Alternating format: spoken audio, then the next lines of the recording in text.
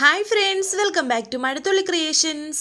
ഈ ചാനൽ നിങ്ങൾ ആദ്യമായിട്ടാണ് കാണുന്നതെങ്കിൽ സബ്സ്ക്രൈബ് ചെയ്യാൻ മറക്കല്ലേ. ആതിരയുടെ കുഞ്ഞിനെ എടുത്ത് അർച്ചന ആതിരയോട് പറയുന്നത് കേട്ട് വല്ലാത്ത വിഷമത്തിലും ടെൻഷനിലും ഒക്കെയാണ് ആതിര. അവന്തിക പറഞ്ഞ വാക്കും അർച്ചനയുടെ ഈ സംസാരവും കൂടി കേൾക്കുമ്പോൾ തന്നെ ആതിരയ്ക്ക് ആകെപ്പാടെ ഒരു വെപ്രാളമാണ്. ശേഷം കാണിക്കുന്നത് കുറച്ചു നേരം കഴിഞ്ഞ് ആതിര താഴേക്ക് വന്ന് കമലയുടെ ഫോണിലേക്ക് വിളിക്കുന്നുണ്ട്. അമ്മ എവിടെയാണെന്ന് ചോദിക്കുന്നു. എന്നാൽ ഫോൺ എടുത്തത് മീരയാണ്. അമ്മയല്ല, മീരയെടുത്തിയാണെന്ന് മീര പറയുമ്പോൾ ആതിര പറയുന്നു, മീരയെടുത്തി അമ്മയുടെ കയ്യിലൊന്ന് ഫോൺ കൊടുക്കാവോ? അങ്ങനെ മീര ഇപ്പോൾ കമലയുടെ കയ്യിൽ ഫോൺ കൊടുത്തു. അമ്മയാണെങ്കിൽ പച്ചക്കറി അരിഞ്ഞുകൊണ്ടിരിക്കുകയായിരുന്നു, അതുകൊണ്ട് തന്നെ സ്പീക്കർ ഫോണിലിടുന്നു. ആതിര ചോദിക്കുന്നു, അമ്മ സുഖമായിരിക്കുന്നോ? സുഖമായിരിക്കുന്നു എന്ന് അമ്മ പറയുന്നുണ്ട്. പിന്നെ അനൂപേട്ടൻ എങ്ങനെയുണ്ട് എന്ന് ചോദിക്കുമ്പോൾ അമ്മ പറയുന്നു, അനൂപിന്റെ കാര്യം ചോദിക്കാനാണെങ്കിൽ മീരയോട് ചോദിച്ചൂടായിരുന്നോ? ഞാൻ അനൂപേട്ടൻ്റെ കാര്യം ചോദിച്ചു എന്നേ ഉള്ളൂ, പക്ഷേ വിളിച്ചത് മറ്റൊരു കാര്യം പറയാനാണെന്ന് ആതിര പറയുന്നു. അമ്മയെ കുഞ്ഞിനെ കാണാൻ അടുത്തുള്ളവരും ബന്ധുക്കളും ഒക്കെ വരുന്നുണ്ട്. അവരെല്ലാം കുഞ്ഞിനെ എടുത്ത് ലാളിക്കുകയും ചെയ്യുന്നുണ്ട്. ഇന്നലെ അപ്പുറത്തെ വീട്ടിലെ ഒരു ചേച്ചി വന്നിരുന്നു. അവര് എന്നോടൊരു കാര്യം പറഞ്ഞു. അത് എത്രത്തോളം ശരിയാണെന്നറിയാനാ ഞാനിപ്പോൾ അമ്മയെ വിളിച്ചത്. എന്ത് കാര്യമാണ് അവർ പറഞ്ഞത് എന്ന് കമല ചോദിക്കുമ്പോൾ ആതിര പറയുന്നു, ഈ പ്രസവിക്കാത്ത പെണ്ണുങ്ങളില്ലേ, അവരെ കുഞ്ഞിനെ എടുത്താൽ കുഞ്ഞിനെ കണ്ണു തട്ടി ദോഷമുണ്ടാകും എന്ന് പറയുന്നത് ശരിയാണോ, അതോ വെറുതെ പറയുന്നതാണോ? ഇത് പണ്ട് പറയുന്നത് ഞാൻ കേട്ടിട്ടുണ്ട്. പണ്ടൊക്കെ പ്രസവിച്ച പെണ്ണുങ്ങള് കുഞ്ഞുങ്ങളില്ലാത്തവരുടെ കയ്യിൽ അവരുടെ മക്കളെ കൊടുക്കില്ലായിരുന്നു. അന്ന് അത് വലിയ വിശ്വാസമായിരുന്നു. പക്ഷേ ഇപ്പോഴത്തെ കാലത്ത് അതൊന്നും നോക്കാറില്ലടി ആരും. അന്ന് മക്കളില്ലാത്തവരെ മറ്റൊരു കണ്ണിലാണ് ആൾക്കാർ കണ്ടുകൊണ്ടിരിക്കുന്നത്. പക്ഷേ ഇപ്പോഴ് അതൊന്നും ഒരു പ്രശ്നമേ ഇല്ല. ഇത് മീരയും ശ്രദ്ധിക്കുന്നുണ്ട് ഇവരുടെ സംസാരം. കമല വീണ്ടും പറയുന്നു, അതുപോലെ മക്കളില്ലാത്തവർക്കാണ് കുഞ്ഞുങ്ങളോട് കൂടുതൽ സ്നേഹം. അതുകൊണ്ട് നീ ഒന്നും പറയാൻ പോകണ്ട എന്ന് കമല പറയുമ്പോൾ ആതിര പറയുന്നു, ഞാനിത് അമ്മയോട് വെറുതെ ചോദിച്ചെന്നേ ഉള്ളൂ. എന്നാൽ ഇത് കേട്ടിട്ട് ആതിരയ്ക്ക് വല്ലാതെ ടെൻഷൻ ആവുന്നുണ്ടായിരുന്നു. ഇത് ഉള്ളതാണോന്ന് അറിയണമല്ലോ, അമ്മയ്ക്കാവുമ്പോൾ ഇതിനെപ്പറ്റിയൊക്കെ അറിയാമെന്ന് വിചാരിച്ചു, അതുകൊണ്ട് വിളിച്ചതാ എന്നൊക്കെ ആതിര പറയുകയും പെട്ടെന്ന് ഫോൺ വെക്കുകയും ചെയ്തു. ഇതെല്ലാം മീര ശ്രദ്ധിച്ചുകൊണ്ട് തന്നെ ഇരിക്കുകയായിരുന്നു. ശേഷം അമ്മ സന്ദീപിന്റെ കാര്യം ചോദിക്കുമ്പോഴത്തേക്കും ആതിര ഫോൺ വെച്ചിരുന്നു. ഇതേസമയം അവന്തിക ഫോണിൽ മൂർത്തിയോട് സംസാരിക്കായിരുന്നു. നീ പെട്ടെന്ന് നാട്ടിൽ വാ, ധനുഷും കൂടി ഇല്ലാത്തതുകൊണ്ട് എനിക്ക് പല പ്ലാനുകളും മനസ്സിലുണ്ടെങ്കിലും അത് ചെയ്യാൻ പറ്റുന്നില്ല, അതുകൊണ്ട് നീ വേഗം വരണം എന്നൊക്കെ അവന്തിക മൂർത്തിയോട് പറയുന്നുണ്ട്. അങ്ങനെ അവന്തിക ഫോൺ വെച്ചിട്ട് അങ്ങോട്ടേക്ക് നോക്കുമ്പോൾ ആതിര വന്ന് മുന്നിൽ നിൽക്കുന്നതാണ് കാണുന്നത്. എന്താ ആതിരെ, എന്നെ തിരക്കി എൻ്റെ മുന്നിൽ നീ ഇങ്ങനെ വന്ന് നിൽക്കണമെങ്കിൽ ഞാൻ പറഞ്ഞ കാര്യം നിനക്ക് സത്യമാണെന്ന് ബോധ്യപ്പെട്ടിട്ടുണ്ടാകണം അല്ലേ എന്നൊക്കെ അവന്തിക പറയുമ്പോൾ ആതിരയ്ക്ക് എന്ത് പറയണമെന്ന് അറിയാത്ത വല്ലാതൊരു ടെൻഷൻ. എടുത്തി, എനിക്കിപ്പോൾ ഇതിൽ വല്ലാത്ത ടെൻഷനുണ്ട്. ഇതിൽ ഞാൻ എന്ത് ചെയ്തിട്ടാണ് ശരിയാകുന്നത് എനിക്കറിയില്ല. അതുകൊണ്ടാണ് ഞാനിപ്പോൾ ഏട്ടത്തിയെ തിരക്കി വന്നത് എന്ന് ആതിര പറയുമ്പോൾ വല്ലാത്തൊരു സന്തോഷത്തോടെ നിൽക്കുകയാണ് അവന്തിക. എൻ്റെ മനസ്സിലുള്ള കാര്യം എനിക്ക് ആരോടും പറയാൻ സാധിക്കുന്നില്ല, സന്ദീപിനോട് പോലും. എന്തൊക്കെ പറഞ്ഞാലും അർച്ചനേച്ചി എൻ്റെ സ്വന്തം കൂടപ്പിറപ്പാണ്. പക്ഷേ എനിക്കിപ്പോൾ എല്ലാത്തിലും വലുത് എൻ്റെ കുഞ്ഞാണ്. ഓരോ ദിവസം കഴിയുന്തോറും എൻ്റെ കുഞ്ഞ് എന്നിൽ നിന്നും അകന്നു തുടങ്ങിയിട്ടുണ്ട്. ഇങ്ങനെ പോയാൽ ഞാൻ എൻ്റെ കുഞ്ഞിന് ആരുമല്ലാതായി പോകും. അച്ചുചേച്ചി ഇല്ലാതെ അവൾക്ക് ജീവിക്കാൻ കഴിയില്ല എന്ന് വരും. എനിക്ക് ഓരോന്ന് ആലോചിച്ചിട്ട് സമാധാനമില്ല. എന്താ ഞാനിപ്പോൾ ചെയ്യേണ്ടത് എന്നൊക്കെ ഇങ്ങനെ ആതിര ചോദിക്കുന്നുണ്ട്.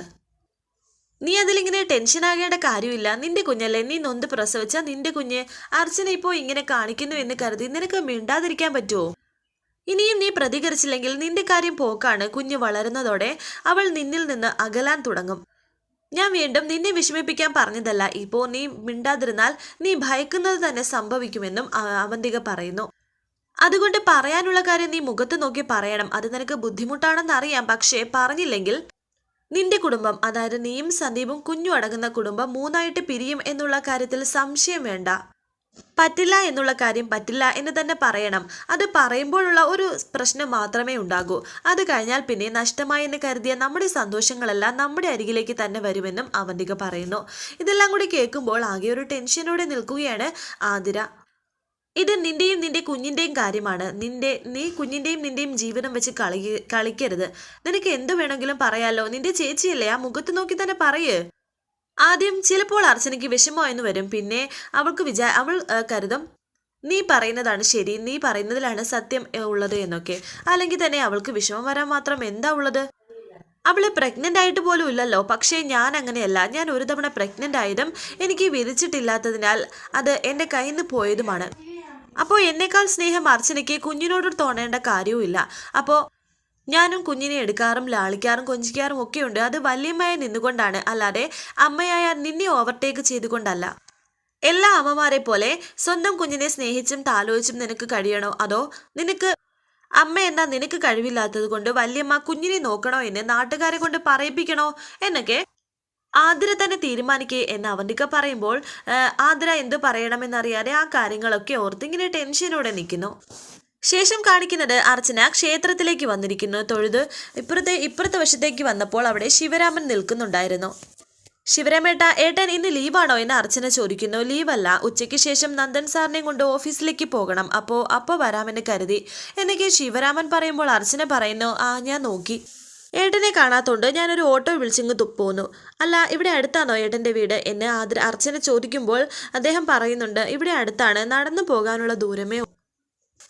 കുഞ്ഞും ചേച്ചിയും സുഖമായിരിക്കുന്നോ എന്നൊക്കെ അർച്ചന ചോദിക്കുന്നുണ്ട്.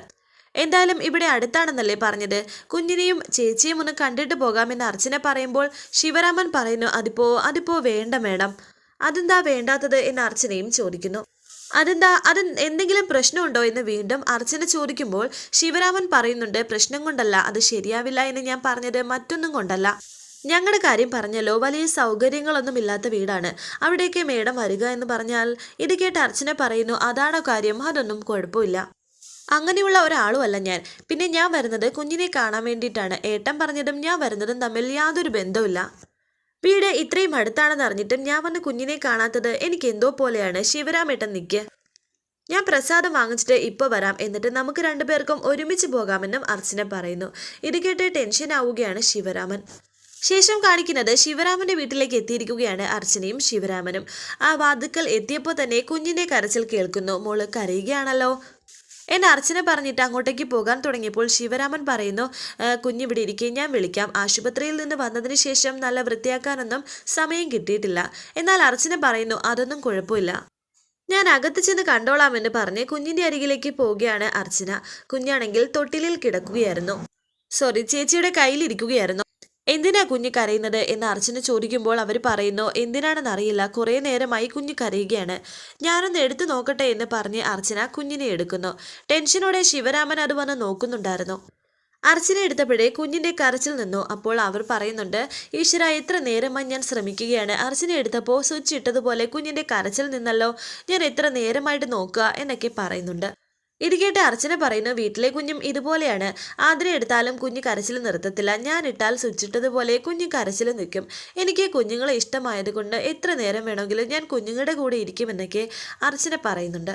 ഇത് കേട്ട് ശിവരാമൻ പറയുന്നു, ഏട്ടൻ എന്നോട് പറഞ്ഞു കാര്യങ്ങളൊക്കെ, മുടങ്ങാതെ ട്രീറ്റ്മെൻറ്റും എടുത്ത് പിന്നെ ക്ഷേത്രത്തിലും പോയി പ്രാർത്ഥിച്ചാൽ എന്തായാലും കുഞ്ഞുങ്ങളെ കിട്ടും, അതിന് ഉദാഹരണം ഞാനും ഏട്ടനും തന്നെയാണ് അല്ലേ ഏട്ടാ എന്നൊക്കെ ആ സ്ത്രീ പറയുന്നുണ്ട്.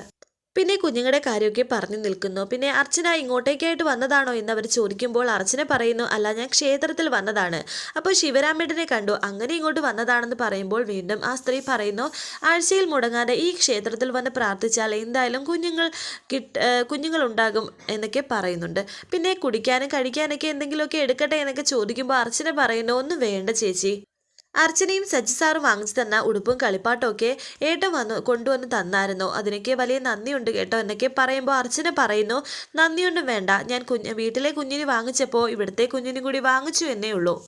അങ്ങനെ അർച്ചന അവിടെ നിന്ന് പോയതിനു ശേഷം ആ സ്ത്രീ വന്ന് ശിവരാമനോട് പറയുന്നു, നെല്ലിശ്ശേരി പോലെ വലിയ വീട്ടിലാണെന്നുള്ള ഒരു അഹങ്കാരവുമില്ല, എന്തൊരു പാവമാണ്. ഇത് കേട്ട് ശിവരാമൻ പറയുന്നു, ഓ പാവം, ബാക്കിയുള്ളവനെ ഇവിടെ നിന്ന് ഉരുവുകയായിരുന്നു, എന്തിന്, അതിന് ദേഷ്യപ്പെടുന്ന എന്തിനാ എന്നൊക്കെ അവർ ചോദിക്കുമ്പോൾ അത് നിനക്ക് പറഞ്ഞാൽ മനസ്സിലാകില്ല എന്ന് പറഞ്ഞിട്ട് ശിവരാമൻ പോകുന്നു. ഇങ്ങേർക്കിത് എന്ത് പറ്റിയെന്ന് വിചാരിച്ച് നിൽക്കുകയാണ് ആ സ്ത്രീ. പിന്നീട് കാണിക്കുന്നത് ഓട്ടോയ്ക്ക് വെയിറ്റ് ചെയ്ത് നിൽക്കുകയായിരുന്നു അർച്ചന. ആ സമയത്ത് സ്നേഹ ഒരു ഓട്ടോയിൽ പെട്ടെന്ന് കയറി പോകുന്നത് അർച്ചന കാണുന്നു. സ്നേഹ എന്ന് പറഞ്ഞ് വിളിച്ചിട്ട് പോലും സ്നേഹ അത് കേൾക്കുന്നില്ല. പക്ഷേ അർച്ചനയെ സ്നേഹ കണ്ടിരുന്നു. അവിടെ കിടന്ന മറ്റൊരു ഓട്ടോയിൽ കയറി സ്നേഹ പോയതിന്റെ പിന്നാലെ പോവുകയാണ് അർച്ചനയും. ഇടയ്ക്കിടയ്ക്ക് ടെൻഷനോടെ സ്നേഹ തിരിഞ്ഞു നോക്കുന്നുണ്ടായിരുന്നു. ഉടൻ തന്നെ അർച്ചന സച്ചിയെ കാര്യങ്ങൾ അറിയിച്ചു. സ്നേഹ ഇതുപോലെ ഒരു ഓട്ടോയിൽ കയറിപ്പോയെന്നും അതിന് പിന്നാലെ താനും പൊയ്ക്കൊണ്ടിരിക്കുകയാണെന്നും പറയുന്നു. അവളിത് എങ്ങോട്ടാ പോകുന്നത്, ഓട്ടോയിൽ കയറിപ്പോയെന്നോ എന്നൊക്കെ സച്ചി ചോദിക്കുമ്പോൾ അർച്ചന പറയുന്നു, അവള് ധനുഷിനെ കാണാൻ വേണ്ടി പോകുന്നതാ സച്ചിയേട്ടാ, എന്തായാലും അവരുടെ ആ മുഖാമുഖം ഇനി അവർ കാണണ്ട, ഈ യാത്ര തടഞ്ഞേ പറ്റൂ എന്നൊക്കെ അർച്ചന പറയുന്നുണ്ട്. അവൻ ഓരോന്ന് പറഞ്ഞ് ഇനിയും അവളെ വശത്താക്കും. സച്ചിയേട്ടൻ ഇതുവരെ ഒന്ന് വരാമോ എന്നൊക്കെ ഇങ്ങനെ അർച്ചന ചോദിക്കുന്നു. വരാം. താൻ എവിടെയാ നിൽക്കുന്നത് എന്ന് സച്ചിയും ചോദിക്കുന്നു. എന്നാൽ കുറച്ചു ദൂരം പോയപ്പോൾ മുന്നിലുണ്ടായിരുന്ന ഓട്ടോ കാണുന്നില്ല. അവിടെ ഒരു മറ്റൊരു റോഡുണ്ടായിരുന്നു. അതുവഴി താഴോട്ട് പോയതായിരുന്നു സ്നേഹയിൽ പോയിരുന്ന വണ്ടി. എന്തായാലും സ്നേഹ ഇപ്പോൾ പോകുന്നത് സബ് ജയിലിലേക്ക് തന്നെയാണ്, ധനുഷിനെ കാണാനായിട്ട്. വരാനിരിക്കുന്ന പുതുപുത്തൻ എപ്പിസോഡുമായി വീണ്ടും കാണാം. Thank you for watching. Please subscribe, like, share my channel.